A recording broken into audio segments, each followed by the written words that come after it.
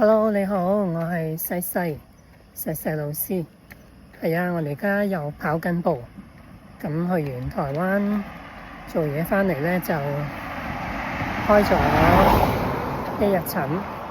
咁跟住咧就今日真係要俾自己休息一下，因為你喺台灣嗰段時間咧都有啲忙碌，唔係瞓得好夠。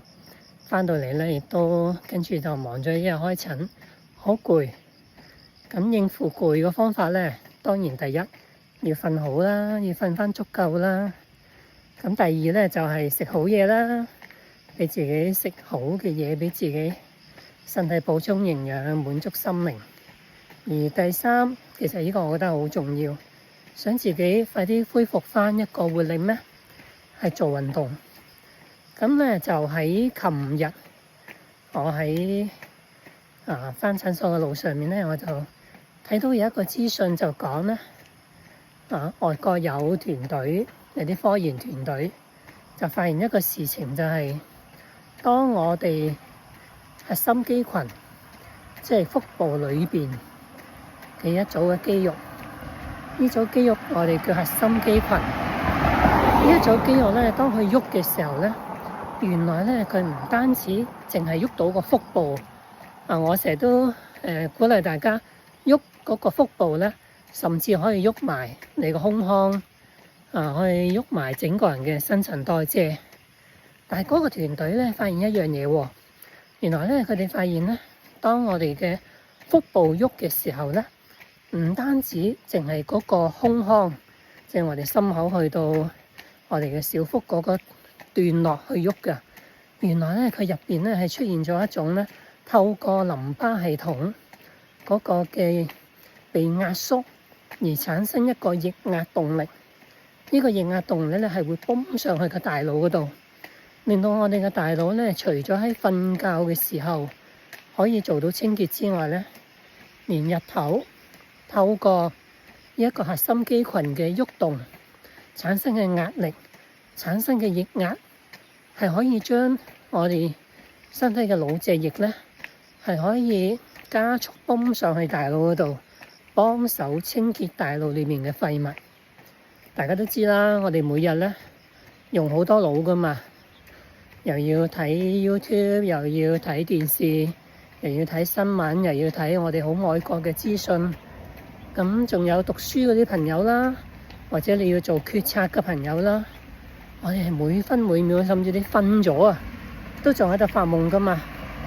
你嗰個身體仍然，應該係話你嘅身體喺度休息嘅時候，你個大腦唔停㗎，你個大腦喺度整理記憶，喺度咧做分析、整理情緒，所以咧佢24小時不停會產生好多好多代謝廢物。呢啲代謝廢物咧，以往我哋知道咧係透過瞓覺，瞓得夠好，飲夠水，咁咧就可以咧，經過腦脊液，經過淋巴系統，將大腦裏面嗰啲廢物排走。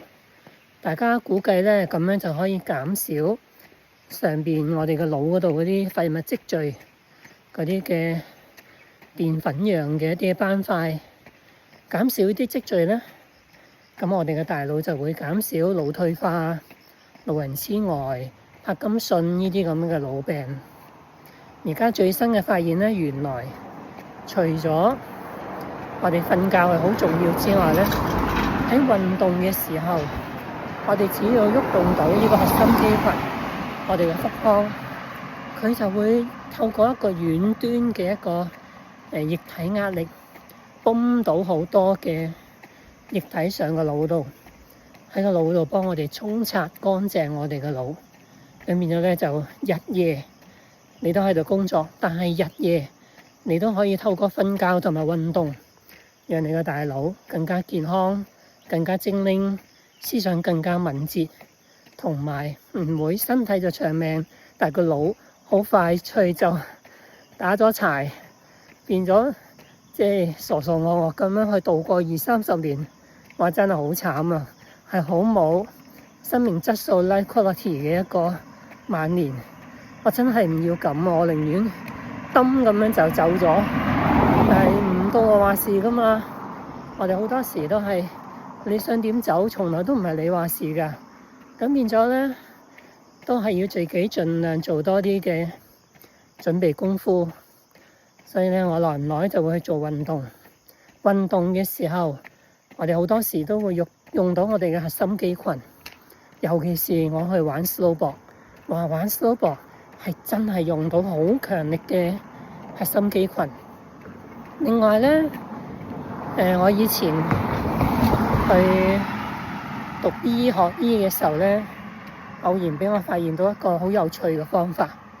以前咧，我淨係同大家分享咧，就係用嗰個方法咧可以減肚腩。嗱，呢個都值得聽啦。係點樣咧？因為咧，我嗰陣時候要跟老師嘛，去到醫院病房，每朝早當主任醫師嚟巡病房之前咧，我哋啲初級醫師，我哋呢啲徒弟仔，甚至係實習醫生，我自己嘅習慣就係早半個鐘，甚至早1個鐘早啲返去揭晒病房裏邊所有嘅排版，睇下有啲咩病人，睇下佢哋一晚嘅情況，睇下佢哋食咗琴日處方嘅藥物同埋治療之後轉變係點樣。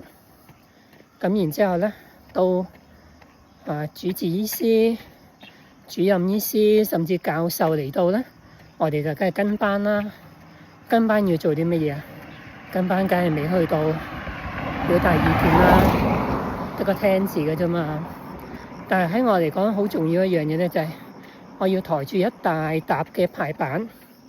而家咧就梗係電子檔啦，以前唔係㗎，一個一個排版，木嘅板底或者金屬嘅板底，喺呢啲嘅板嘅上面仲有一沓佢哋嘅紙張嘅病歷。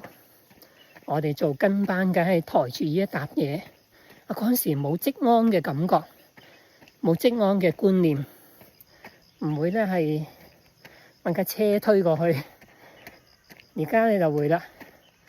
咁而家當然之前唔使添啦，因為有電子檔。咁以前咧就係咁樣抬住，咁抬得多手攰啊嘛。咁我就將嗰個電子檔嗰塊板咧，咁啊擺喺嗰個腹部嗰度晾住。咁好重啊！嗰啲板壓落去嗰個腹部嗰度咧，我而家跑緊斜路，唔好意思有啲喘氣，又要講嘢。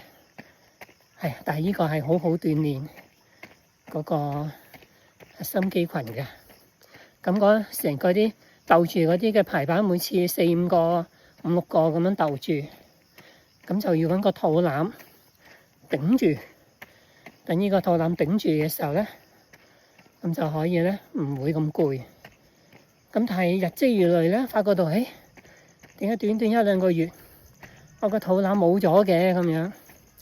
呢個方法咧，原來咧就係因為有壓力施加落去個腹部肌肉，腹部肌肉為咗頂住佢，就要強化自己。強化自己唔可以用脂肪嘅，係要用肌肉。咁因為咁樣咧，不知不覺間咧，我唔需要去做一啲好強烈嘅一啲嘅腹部運動，去鍛鍊我哋嘅腹肌。淨係咁樣抬住嗰一堆嘅排版，每個星期5日、6日咁樣抬下，個肚腩對住嗰啲排版頂下，不知不覺間肚腩冇咗，甚至不知不覺間我就冇本事練到6塊腹肌啦，不過都練到有少少腹肌嘅，咁就已經可以減咗個肚腩。而呢個方法亦都可以，你嘗試下攞本書，得閒就壓落個肚腩嗰度，肚腩頂翻出嚟，去鍛鍊一個核心肌群，用呢個核心肌群嘅力量幫助你清洗你嘅大腦，可以令到你更加精靈、長命得嚟，大腦清醒。希望大家都努力去讓自己有一個美滿、清醒嘅人生。我繼續做運動，繼續去鍛鍊我核心肌群。我係西西老師。